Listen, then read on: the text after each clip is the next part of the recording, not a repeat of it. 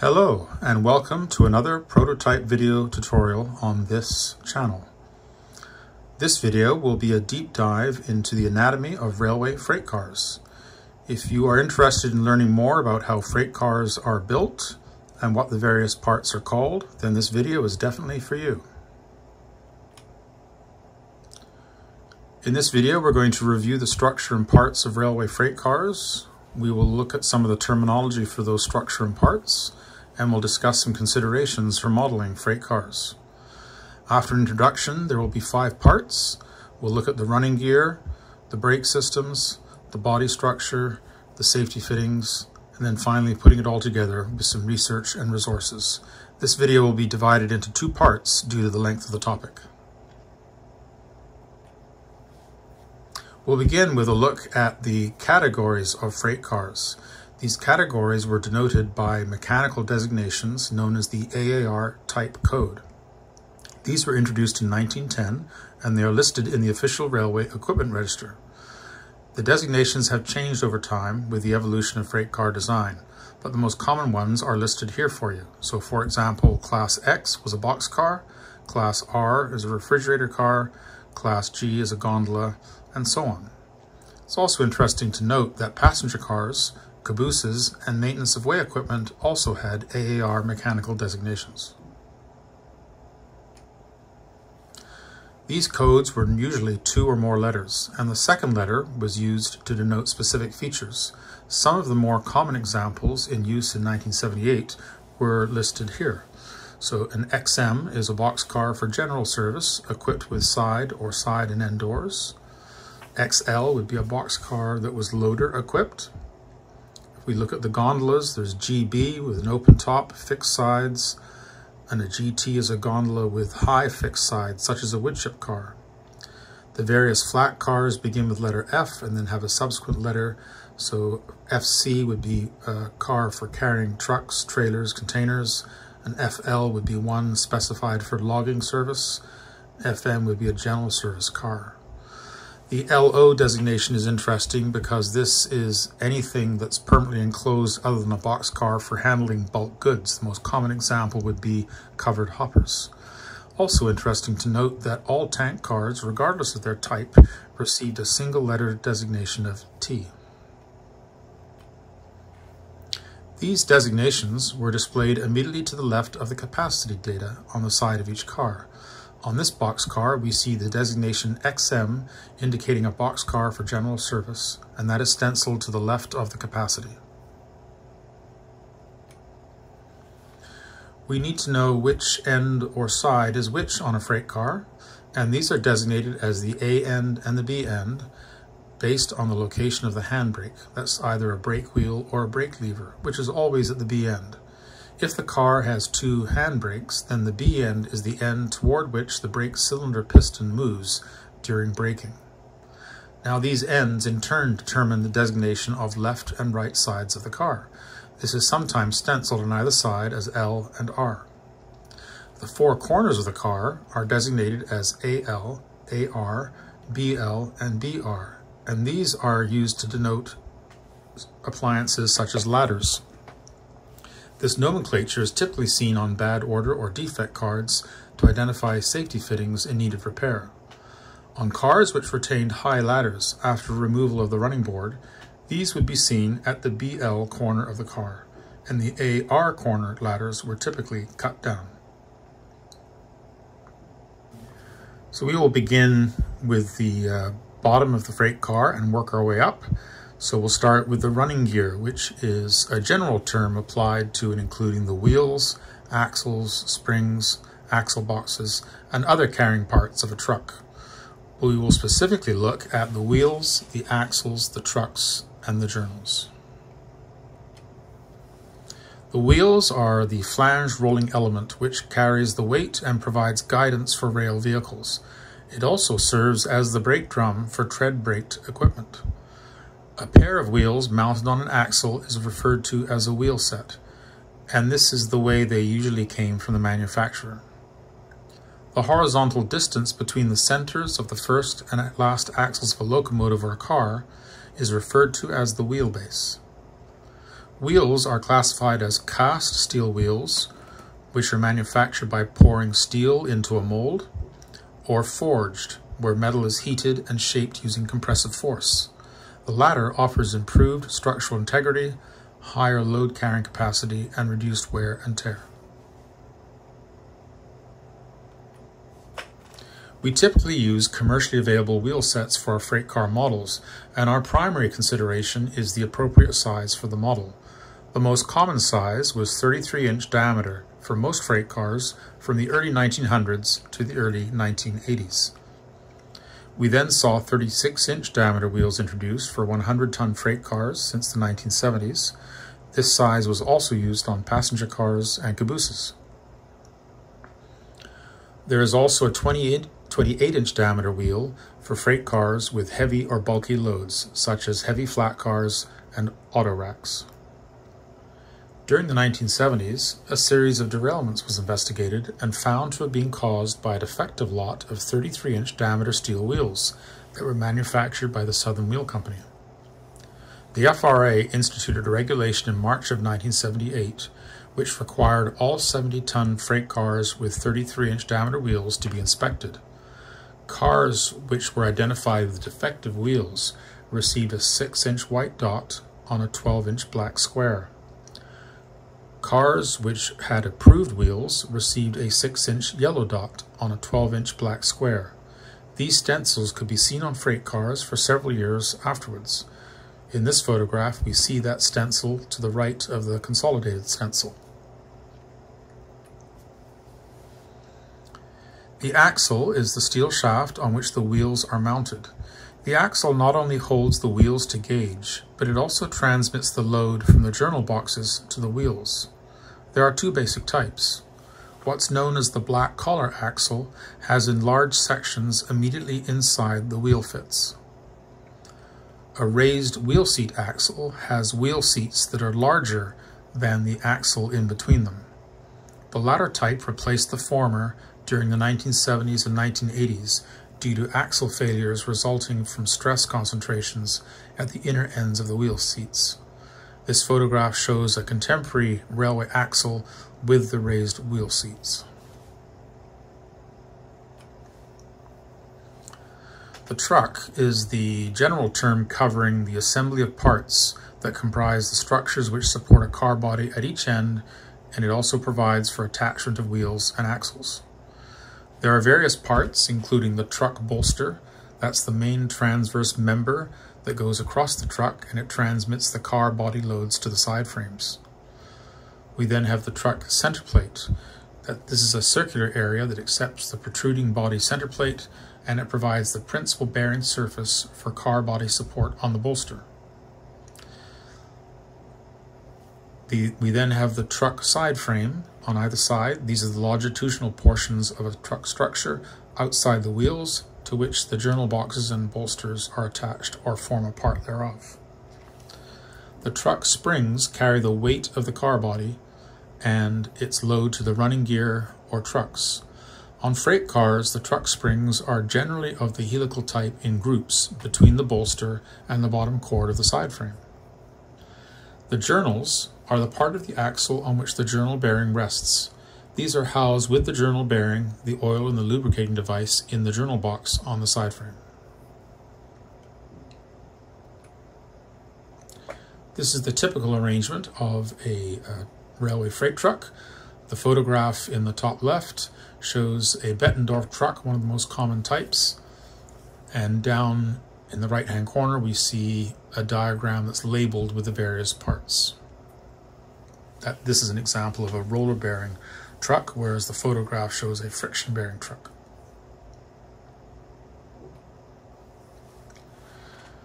Now, we typically use commercially available trucks underneath our freight car models. The primary consideration for modelers is the appropriate type of truck for the car, which in the model world is denoted primarily by the side frames and the bearings, either friction bearing or roller bearing. Some of the more common freight car truck types are listed here, starting with the arch bar trucks that were common from 1890 to the 1920s, but still seen as late as the early 1970s in cars that were no longer interchanged. The Andrews truck was one of the first designs to use cast frames, separate journal boxes, and they were around until 1954, after which they were banned from interchange service. The Barber trucks, very common. Bettendorf is probably the most common type that we see, and it was licensed to other manufacturers. We have the Buckeye truck, a 6-wheel truck, which was used under high-capacity freight cars and cranes. The National truck, the B1 and the later C1 were also around. And then the roller bearing trucks that we see today, which eliminated the need for frequent lubrication of the journals, and these were required on all new freight cars from 1966 onward.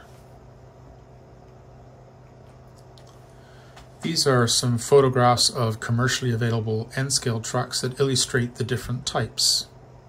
These examples are friction bearing trucks.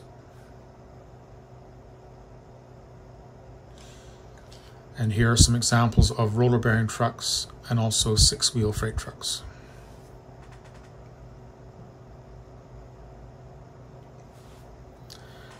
This photograph shows an early friction bearing truck underneath a log flat car. Now, friction bearings required periodic lubrication, and they were accessed via the journal boxes. That's the box that you see at the end of the axle.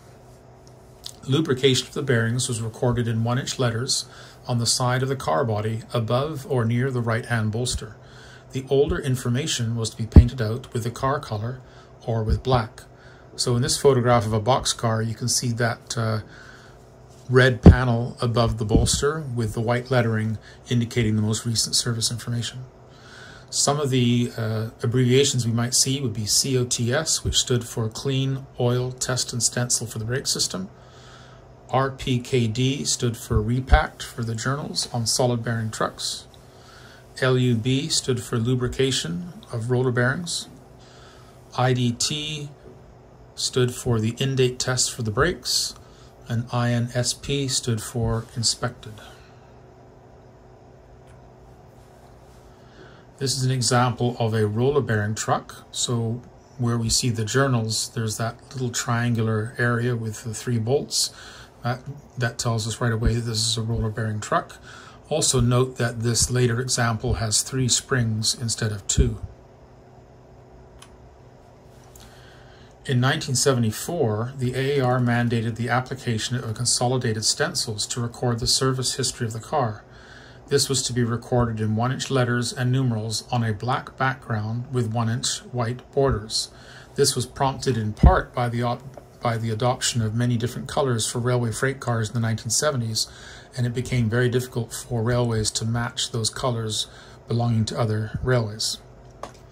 So some examples we might see: BLT would be the month and date the car was built, INSP, inspected, repacked, lubricated. ABD is the type of brake equipment on a car. ABDW is a modified ABD brake system.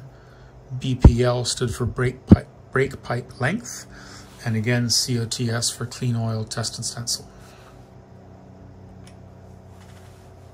The consolidated stencils were to be between a minimum of 11.5 by 16 inches and a maximum of 14 by 24 inches in size, and there were various templates for them.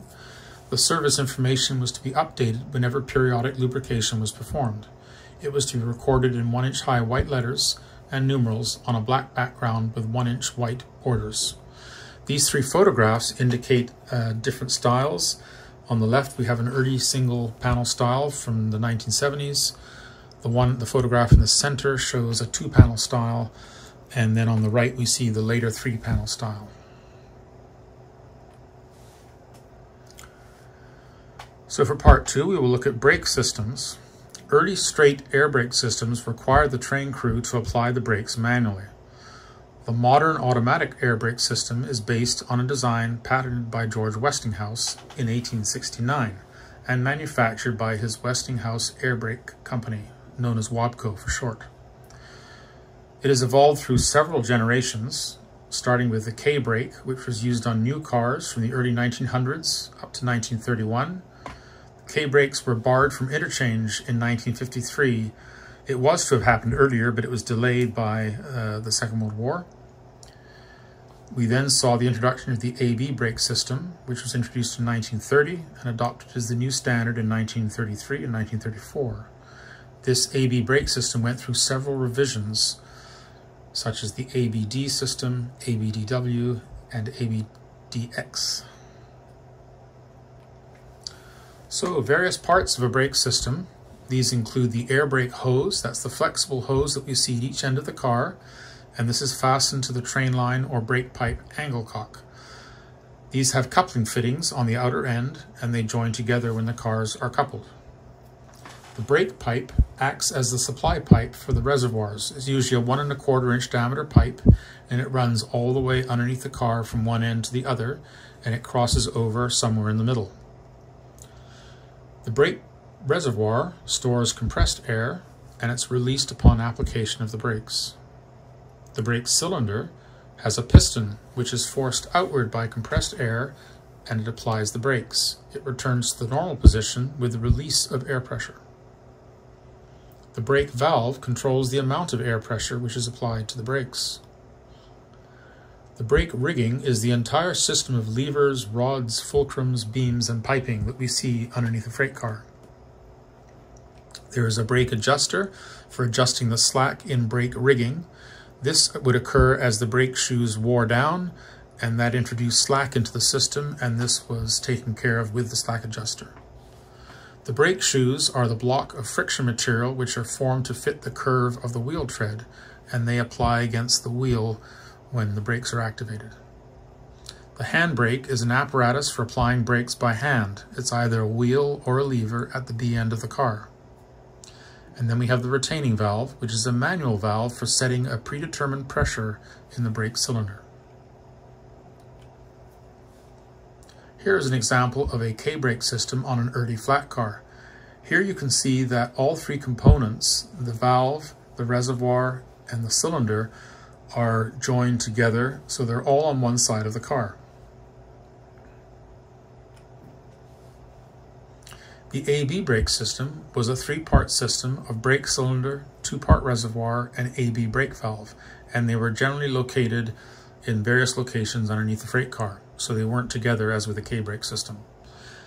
A 1964 revision replaced the pistons with rubber diaphragms, and the brass slide valves were replaced with sliding shafts and rubber gaskets. This was done primarily for ease of maintenance, quick service, and quick release functions were also added. A 1974 revision provided faster brake application and also continuous action. And then a 1994 revision eliminated the need for external accelerated application valves. This diagram shows a typical layout underneath a freight car showing all the various parts of the AB brake system. You'll notice that the valve and the reservoir are on one side of the car and the cylinder is on the other. That's not always the way they were arranged, but it's one possibility. And here I've provided some diagrams for what the AB brake system might be arranged as underneath various freight cars. So we're looking underneath the freight car from the bottom up. And on the left-hand side is a K-brake system on a 50-ton boxcar. So all three components are on one side of the car. Then we have a 50-ton boxcar with an AB system. And I've drawn that the way I've seen most cars, where the reservoir is on one side and the valve and the cylinder are on the other. And then I've done the same for a 70-ton freight car. A 50-ton gondola with drop bottom is interesting because of the drop bottoms. The brake components have to be located much closer to the center sill so that the doors can open without hitting them.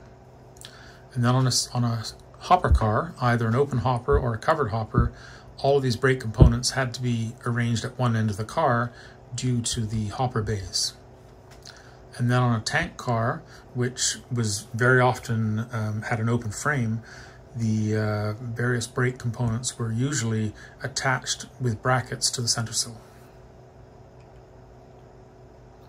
So here's an example of an AB brake system on a 1970s era boxcar. We can see that the reservoir, the 2-part reservoir, is suspended on a bracket underneath the car on one side, and on the other side of the car we have the cylinder and the triple valve, also on brackets. This shows the appliances on the end of a car with the brake pipe at the bottom and then attached to the brake pipe hose. And then we have the brake wheel and the series of chains and rodding that go down underneath the car. This is an example of an AB system on a 1950s era boxcar. Again, the cylinder and the triple valve are on one side and the reservoir is on the other. Here we are underneath a flat car. Now, because most flat cars had tapered fish belly side sills, it's very difficult to see these components when looking at the side of the car, but they were usually tucked up underneath the car next to the center sill. And again, here we see the cylinder on one side and the triple valve, and then the reservoirs on the other side. And same story underneath the gondola. These also usually had fish belly sides. Here we see the reservoir, and then across on the other side of the car is the triple valve and the cylinder. This is an example of an open hopper with the three components arranged to one end of the car. And here are two examples of covered hoppers, again with the three components arranged at one end of the car, the B end. As mentioned, on a tank car, it was necessary to attach the components to the center sill. So here we see the reservoir attached on a bracket with the triple valve above, and the brake cylinder is a little further down. So in this example, they're all on the same side of the car. So when we're doing models, we are able to obtain commercial detail parts for brake appliances. They're available in most scales, and we can use brass or phosphor bronze wire for the brake rigging and the train lines. Reference diagrams for typical brake arrangements can be found online, including the NMRA's website, or in this presentation, which is available to you here. When building models for judging in contests or for the NMRA's achievement program, the inclusion of an appropriate brake system will earn additional points for you. An important consideration is to ensure you're installing the appropriate type of brake system and the appropriate arrangement for the prototype you are modeling. This is an example of a full 80 brake system on an N-scale woodchip car using Precision Scale Company brake appliances and hoses and brass wire for the piping. So in the upper photograph you can see the brake wheel, and you can see the hoses at the ends of the car, and then in the lower photograph you can see the appliances under the car and the various brake rigging. Well, thank you for watching this video. I hope that you have learned something, and part 2 will be uploaded to the same channel, and I invite you to check that out as well. Thank you for watching, and we'll see you again soon.